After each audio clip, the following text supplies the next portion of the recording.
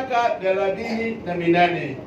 Pale kwenye lile ziwa la Bethsaida kulikuwa na mtu hawezi ama alikuwa mgonjwa, hakuwa na nguvu kwa muda wa miaka 38.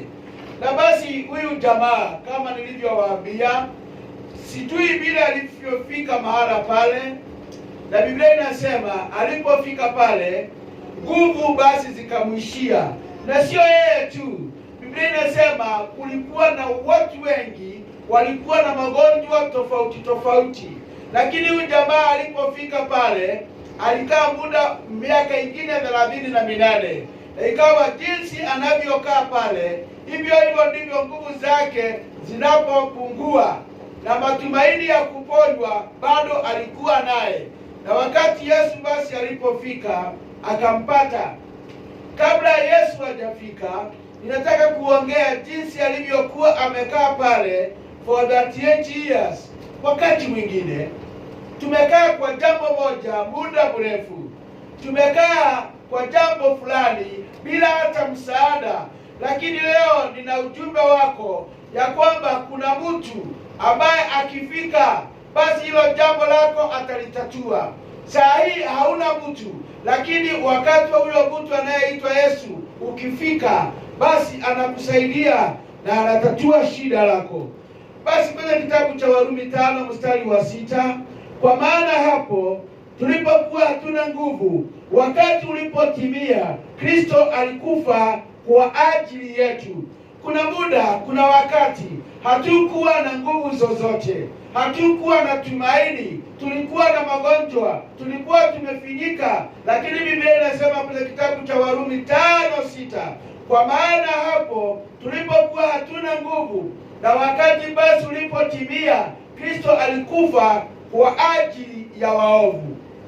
Yesu alikufa, na hakukufa tu ovyo ovyo. Biblia inasema ni wakati ulikuwa umewekwa, na ulipofika basi, ama wakati wa Kristo kufa msalabani ulipofika, alikufa kwa ajili ya sisi ambao tulikuwa waovu. Na pale juu huyu jamaa mwenye alikuwa mgonjwa kwa hiyo miaka yote alikuwa anaongojea tu malaika ashuke, lakini siku ikafika wakati Yesu alipofika pale, na basi akaponywa na magonjwa yake. Ninataka kulinganisha hadithi hii na wana wa Israeli pale jangwani. Walikaa muda wa miaka 38, na hiyo miaka yote walikuwa wanatembea.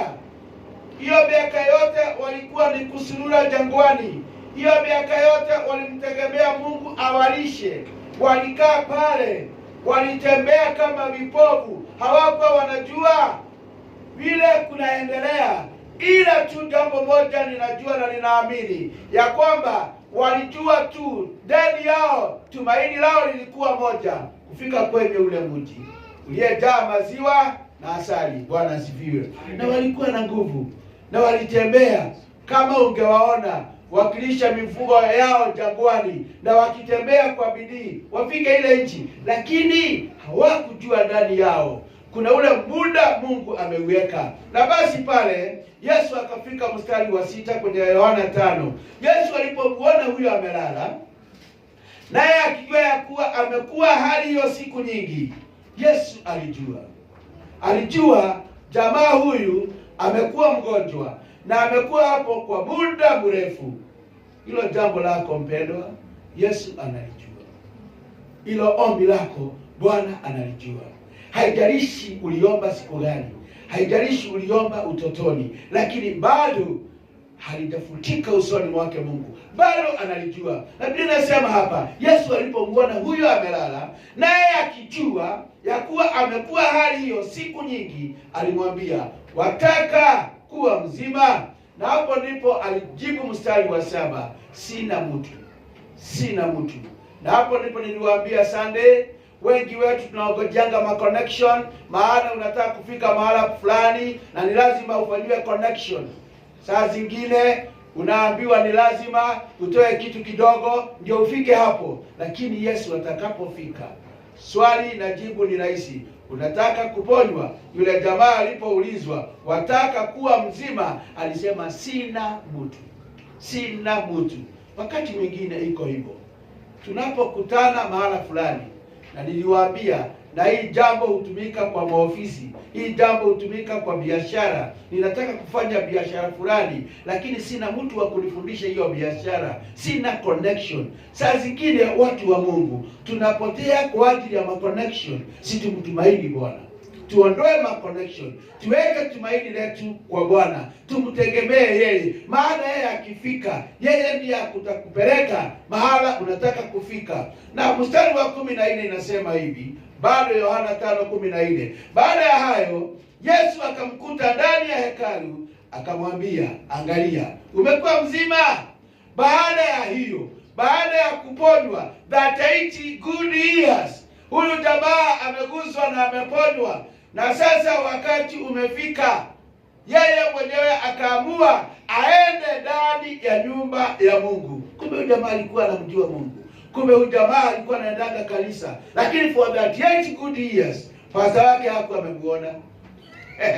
Lakini siku hii akiwa kanisani, na Yesu akatembea kwa hiyo nyumba ya Mungu, na Biblia inasema Yesu ni kumkuta, alimkuta ndani ya hekalu, lakini sio yeye alikuta Yesu, ni Yesu alimkuta.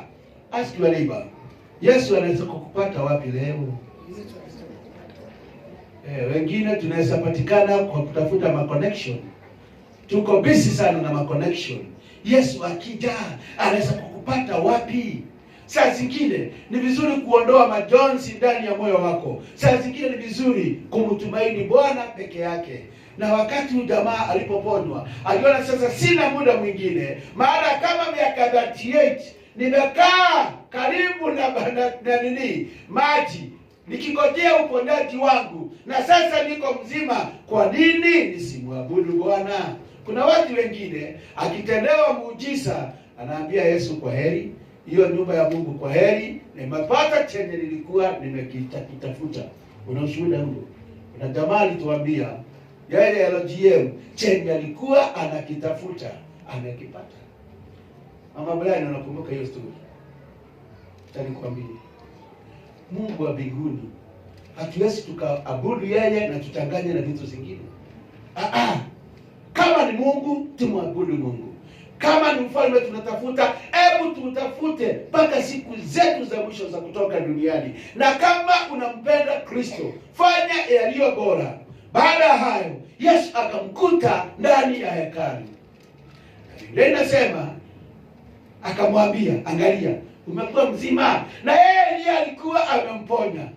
Unajua kama ni watu wengine na waponywe, wangesema sasa nienda kufieka na kutengeneza shamba langu. Lakini in the same chapter, katika ukurasa wa 5, huyo jamaa hakuwa na shughuli zingine. Kama alimngojea for 38 years, hata wakati amefika, lazima nipatikane kanisani, mahali baraka zangu zilitoka. Ninampenda huyu mama, anaitwa Mama Samsoni. Alipokuwa akigojea na akimlilia Mungu kwa ajili ya mtoto, alipopata huyu mtoto, alipatikana shambani akilima. Amen. Na hata siku ya pili hakuwa anajua kama malaika atakuja, bado alikuwa shambani. Wengine si hivyo, akibarikiwa ni hivyo. Yesu na wao ni tofauti.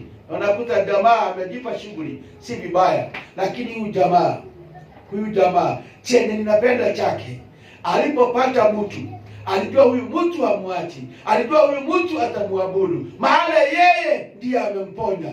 Alafu akamwambia, usitende dhambi tena, lisije likakupata jambo lililo baya zaidi.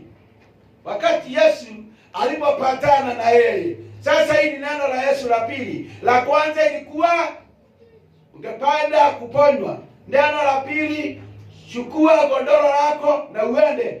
Neno la tatu, usitende dhambi tena. Bwana asifiwe sana. Tunapohitaji Bwana atutendee, tunapotendewa na Bwana, tunafaa kukaa tukimwabudu. Tunafaa kukaa hapo hapo aliyetupata na aliyetukumbuka tukiwa. Tusibadilishe, tusitoke, tusipungukiwe, lakini tukae pale. Na Biblia inasema kama basi umekuwa mzima, usitende dhambi tena. Na hapa tunaweza pata jibu. Kumbe magonjwa mengine hupaka mtu kwa ajili ya dhambi, na anaambiwa basi, kama ukipungukiwa utende dhambi, utapatwa na jambo lililo baya zaidi. Bwana asifiwe sana. Umebarikiwa? Ndio. Bwana amekukumbuka? Ndio. Basi tumtumikie huyu Mungu na tuishi kwa Mungu, maana tukiondoka tu tutapatwa na jambo lililo baya zaidi. Mstari wa 15, yule mtu akaenda zake akawapasha habari Wayahudi ya kwamba ni Yesu aliyemfanya kuwa mzima. Hapo mbeleni watu wangedhania mtu wetu ameponywa kwa ajili ya lile ziwa la Bethsaida, lakini siku hii baada ya kutoka church na kukutana na Yesu mara ya pili, amekuwa evangelist, ameanza kumtangaza Kristo, na anawaambia ya kwamba akawapasha habari Wayahudi, sio ndugu zake tu, lakini Wayahudi, ya kwamba ni Yesu aliyemfanya kuwa mzima, na siku ya Sabato akaanza kutembea na godoro lake. Maana Bwana akitenda ametenda.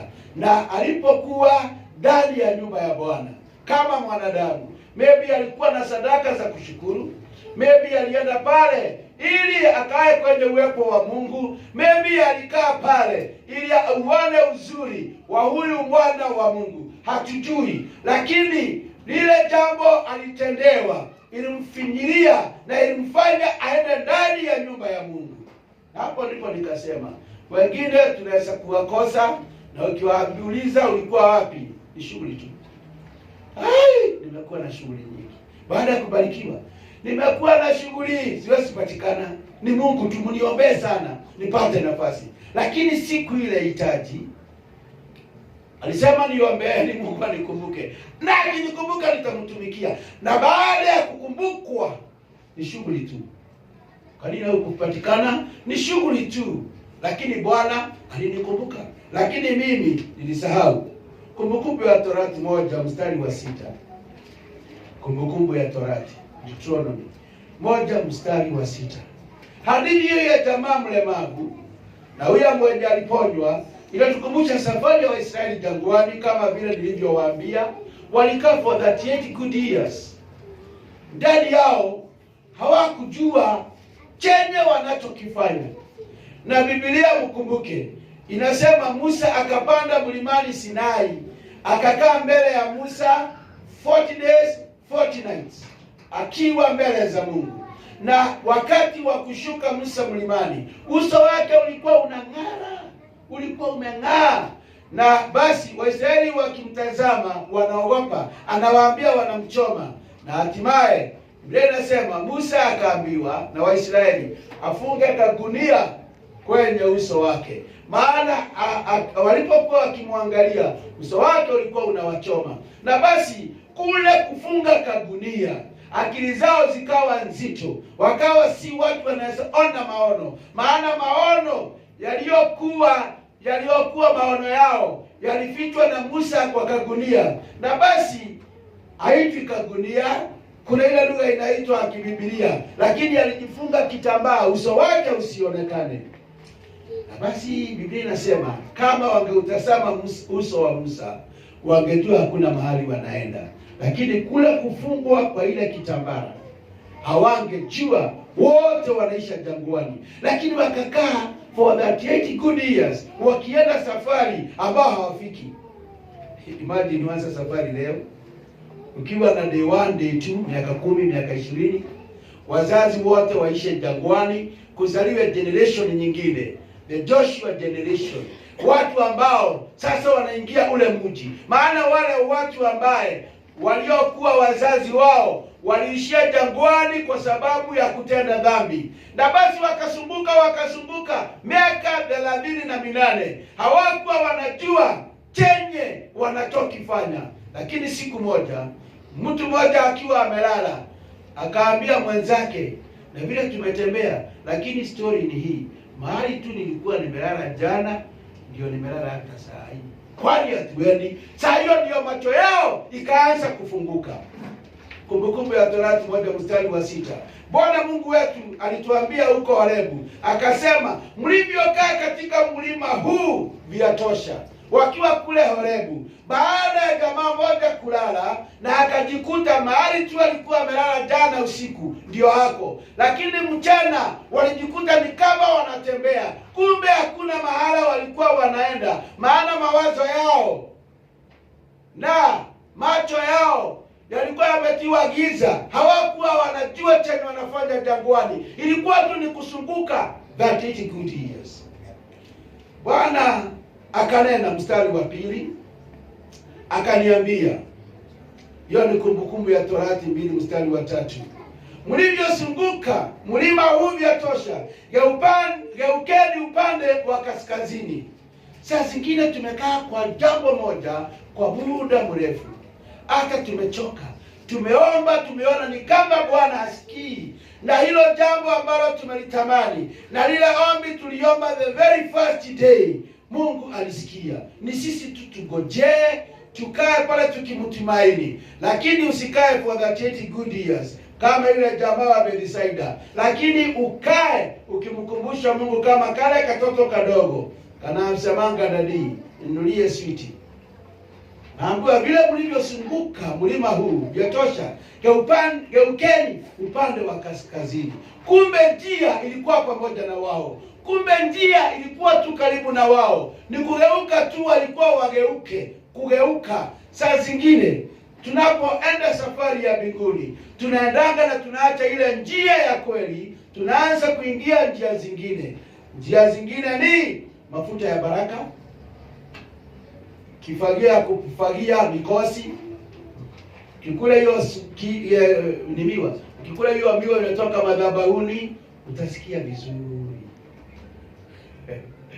Na wengine wanapewa chumvi, asubuhi wamwage hapo nje kwao. Hiyo ni kukosa njia. Biblia inasema waliambiwa wageuke. Waache hiyo mambo yote wageuke. Waache manabii wa uongo wageuke. Wafuate ile njia ya upande wa kaskazini. Zaburi 72 verse 12. Hawa watu walikuwa wameiacha ile njia. Hawakuwa wanajua njia. Lakini wakati neno liliwakujia kwenye mlima ule wa Horebu, waliambiwa basi mmekaa ya kutosha. Sasa ni ugeuke mpendwa. Ni tugeuke. Mimi nigeuke, wewe ugeuke. Tushike njia ya kwenda our destiny. Zaburi 72 verse 12. Kwa maana atakomboa muhitaji aliyapo, na mtu alionewa iwapo hana msaidizi. Kwa hivyo neno la Mungu linasema, kwa maana atamkomboa muhitaji. Yule jamaa alikaa for the 30 good years. Kulikuwa na watu wengi, lakini Yesu alikuwa na historia ya hiyo watu wote. Alijua huyu ni fulani, alikuja juzi. Huyu ni fulani, amekuja kama amekimbia. Huyu ni fulani, aligojeka TB miaka 10. Huyu naye ni fulani. Huyu naye ni fulani. Huyu naye ni fulani. Unajua Jerusalem. Kuna jamaa moja alituhubiria hiyo neno. Jerusalem wakati Yesu aliingia akiwa amebebwa na punda. Mnajua hakuna kitu ya maana alifanya. Yeye aliingia tu ndani ya hekalu, na alipoingia ndani ya hekalu alikutana na majina ya watu. Maana majina ya watu yalikuwa yanaandikwa kwenye ukuta. Mimi ni fulani, nilikuja siku fulani, ninahitaji uponyaji. Kila mtu na hitaji lake, na kila mtu alikuwa ameshika kondoo yake, maana aletee kuhani. Na wengine walipoona kumbe hapa pamekuwa mahala pazuri kufanyia biashara, wakaweka hoteli. Akina Shege na Adelitu wakaweka hoteli, wakaweka matumbuya, wakaweka sambusa, na wakaweka chai choma. Sasa Yesu alipoingia akakuta wagonjwa na wenye mahitaji, na akaangalia sio wameshika sadaka zao. Lakini upande mwingine akakuta basi meza ndizo hizi, kuna watu wanabadilisha sarafu za Samaria na sarafu za Wayahudi. Akajua okay, ni sawa. Akatoka na hakuongea na mtu. Alipoingia huko hakuongea na mtu, akaenda akarudi. The following day alikuja na huyu akasema, wale wote mmekuja hapa pasipo mahitaji, tutaona na nyinyi. Wenye mahitaji bado hakuwazungumzia, lakini alianza na wale ambao walikuwa wamekuja na wameigeuza nyumba ya Bwana kuwa biashara, na walikipata. Waligongwa mijeledi viboko Na baadaye akawaambia, mumeigeuza nyumba ya baba yangu kuwa nyumba ya biashara, lakini nyumba hii itaitwa nyumba ya maombi kwa watu wote. Bwana asifiwe sana. Na Biblia inasema hapa, yule jamaa alikuwa na ugonjwa wa 38 good years. Unafikiri hakuwa nakula? Unafikiri wote waliokuwa na mahitaji pale na wagonjwa hawakuwa wanakula? Wengine walikuja kuponywa na wengine waliona opportunity wakaanza kuuzia wagonjwa chakula, na anaambiwa pole, utapona tu, lakini tunauza chai moto. Unajua hii ugonjwa umegonjeka, chai moto si kabaya. Kwa hivyo kulikuwa na biashara ikiendelea pale Bethsaida, na Biblia inasema uliitwa mlango wa kondoo, mlango wa kondoo. Kwa hivyo kama ulikuwa mlango wa kondoo, wengi waliingilia huo mlango, na kukawa na business kando na uponyaji. Business zilikuweko. That 80 good years unaweza kula nini na si nyumbani kwenu, na hauna mama na hauna baba huko. Kwa hivyo kuna mtu ambaye alikuwa anafanya biashara pale, na basi Bethsaida kulikuwa a very busy town pale karibu na hiyo, na pengine wengi walikuwa namshukuru Mungu kwa sababu ya malaika. Wengine maybe walikuwa naomba kuchelewa kwa malaika, but yule jamaa alipokutikana pale for 38 good years, ile inasema kwa maana atawakomboa mhitaji aliyapo. Yule jamaa alikuwa hajiwezi tena, ni kama alikuwa ameanza kukata tamaa, na hata anasema sina mtu, maana malaika anaposhuka nikijaribu kuamuka mwingine anatangulia, na ni wale walikuja juzi. Na basi kukawa na shida, na hapa tumesoma tunaambiwa kwa maana atakomboa mhitaji aliyapo na mtu aliyeonewa iwapo hana msaidizi. Mtu huyu jamaa kwa na mtu wa kumsaidia, imagine. Kama angekuwa na mtu wa kumsaidia, maybe angejua the front line, na kuwa na mtu malaika akishuka tu anatupwa ndani ya hiyo nini. Lakini hakukuwa na mtu wa kumtupa ndani ya maji yanapotimbuliwa. Na hapa anasema mna mtu alionewa iwapo hana msaidizi. Bwana atawakomboa muhitaji ama wale wahitaji waliapo. Zaburi 142 verse 1. Nataka kuchimba ndani ama neno hili kwa sababu ya huyu jamaa na jinsi maisha yake yalivyofanana. Zaburi 142 verse 1. Maybe hapo ndipo ninaendelea niwaida. Kwa sauti yangu nitamlilia Bwana, kwa sauti yangu nitamuomba dua, nitamuomba Bwana dua. Kwa sauti yangu, si sauti ya pastor wangu, sio sauti ya intercessor, lakini kwa sauti yangu nitamlilia Bwana, na kwa sauti yangu nitamuomba Bwana dua. Nitakuwa na ombi mbele za Bwana, lakini sitaki mtu mwingine. I personally nitamlilia Bwana. Nitafunua mbele zake malalamiko yangu. Mbele za huyu Mungu nitakuwa na malalamiko, na shida yangu nitaitangaza mbele zake. Yesu alipoingia Bethsaida, ilisema kulikuwa na watu wengi, lakini alienda kwa mhitaji. Alienda kwa yule jamaa ambaye hakuwa na nguvu tena. Na wakati hatuna nguvu, wakati tumefika mwisho, hapo ndipo Bwana huingilia. Wakati tunajisaidia, wakati tuna connection, hizo zote ni upuzi. Mungu aweza kukuja, lakini tunapomtumaini fully, tunapomtumaini Bwana, tumeweka ujuzi wetu kando, hapo ndipo Bwana anapatikana. Na basi anasema nitafunua mbele zako malalamiko yangu, na shida yangu nilitangaza mbele yako. Mstari wa 3, nilipozimia roho uliyajua mapito yangu.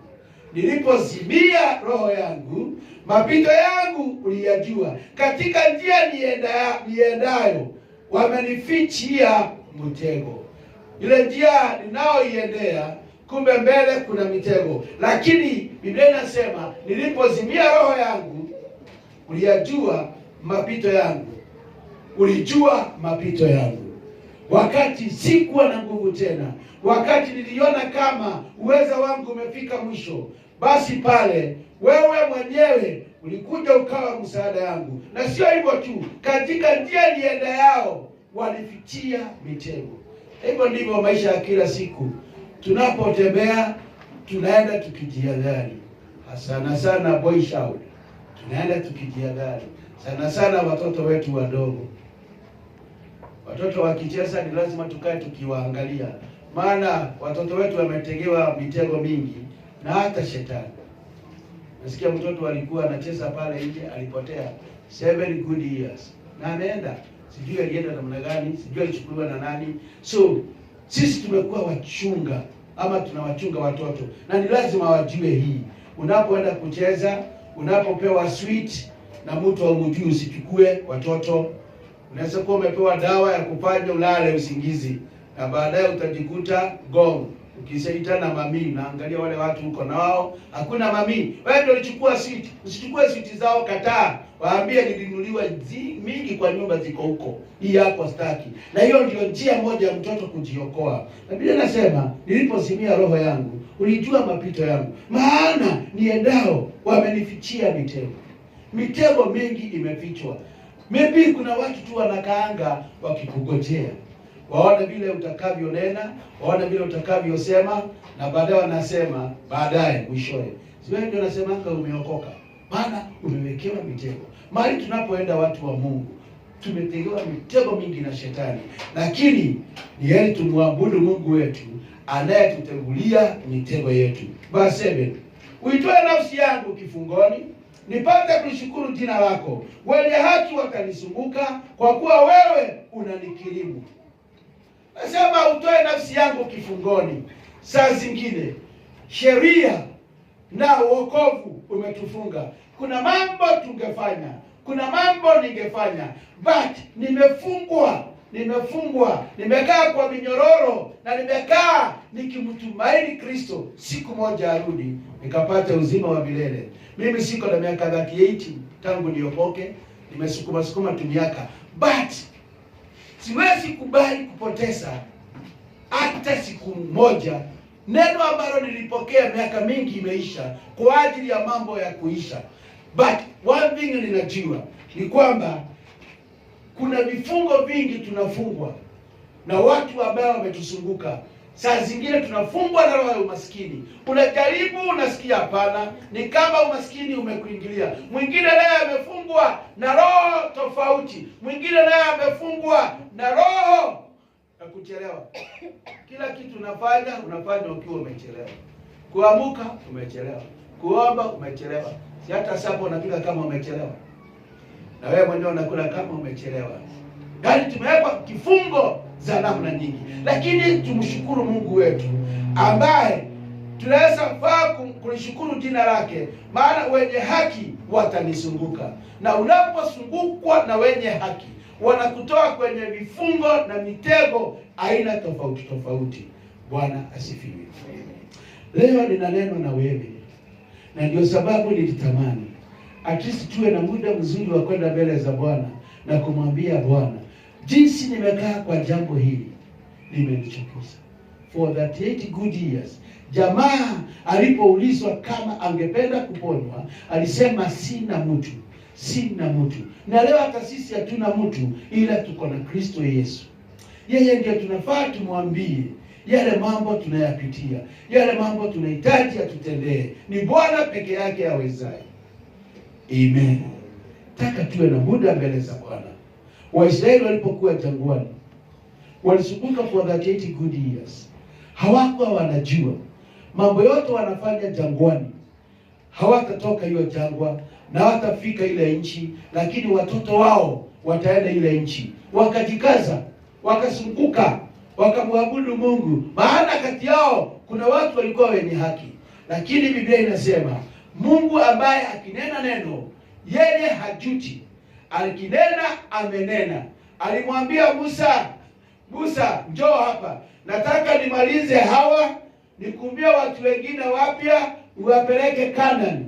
Musa akamwambia Mungu, hakika ni sawa Mungu, lakini neno ndilo hili. Hawa ukiwamaliza, hawa watu ukiwamaliza Mungu, mataifa watasema wewe sio Mungu uliye na nguvu. Mungu akanyamaza akasema mimi si Mungu niliye na nguvu. Lakini hili jambo akaanza kulitenda polepole. Na ukisoma vizuri kwenye Biblia, katika huo mlima wa Hebroni, hapo ndipo Aroni ndugu yake alikufia, Miriamu dada yake akakufa, na watu wengi walikufa huko na wakasikwa kusunguka mlima wa Hebroni. Na baada ya hivyo, maana Mungu hajuti watoto ambao aliumba, si kuumba ati kama vile Adamu na Hawa, wale waliokuwa wamezaliwa jangwani.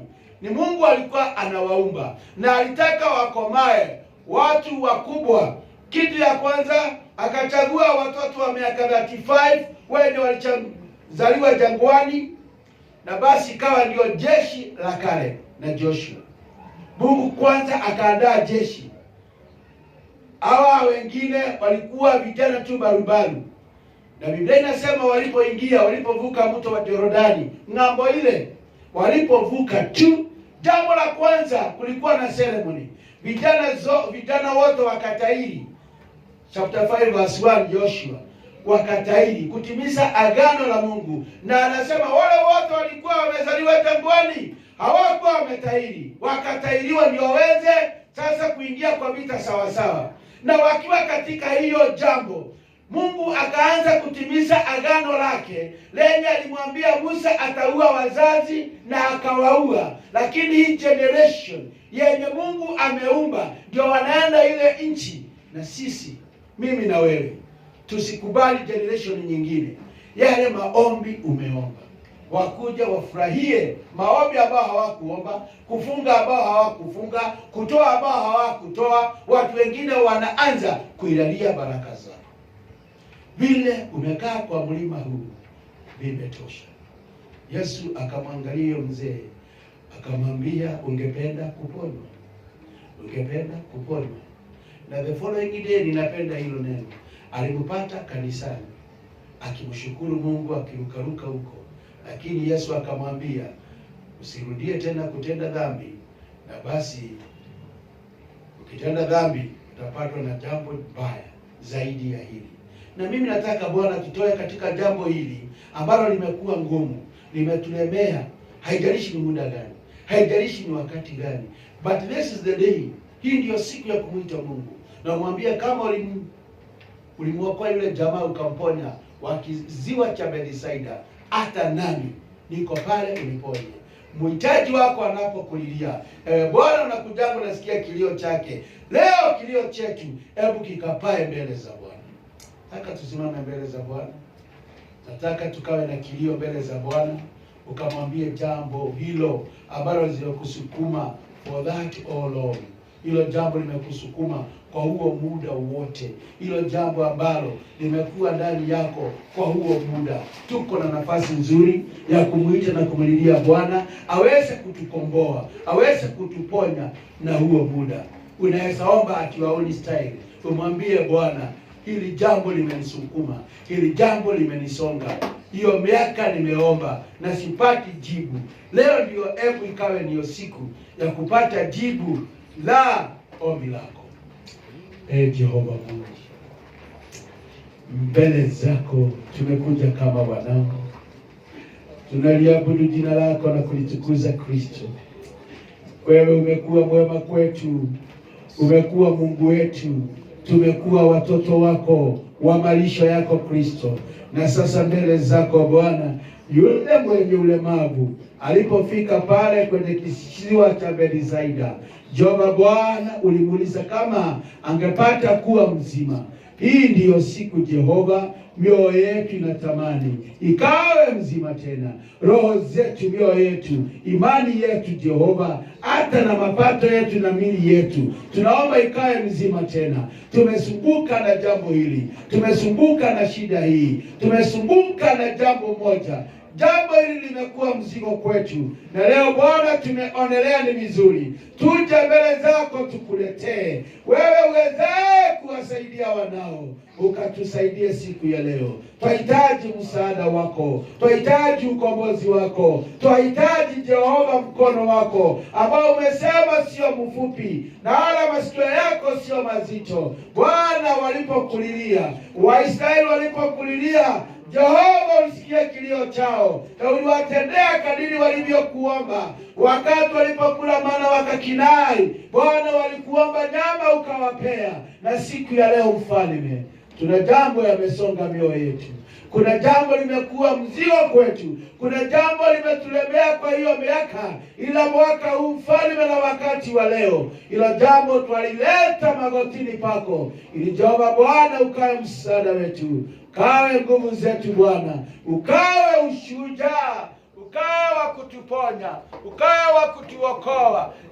Mwokozi Yesu, twaimwaga roho zetu mbele zako, twamwaga mawazo yetu mbele zako, ili Bwana wangu na Mungu wangu ukatusaidia kwa jambo hili, ukatusaidia kwa uzito huu. Tumeongojea msaada, ila Jehova tukupata pengine, ila leo tumekuja mbele zako, wewe uliye na msaada wetu Kristo. Tunakutumaini, tunakugojea Bwana, ukatusaidie. Saidia kanisa hili, wasaidia wanao. Kisha Yesu mwana wa Mungu, utakapokuwa umewashindania, utakapokuwa umewainua, utukufu na sifa zitakurudia. Ninabariki kanisa lako, nabariki wanao Jehova. Wengine wamekulilia miaka mingi, wengine wamekulilia kwa shida zao. Bwana, ukubali kuwasikia, kubali kuwatendea, kubali Bwana kuwatoa katika hiyo hali, ukiwapeleka hali nyingine mpya.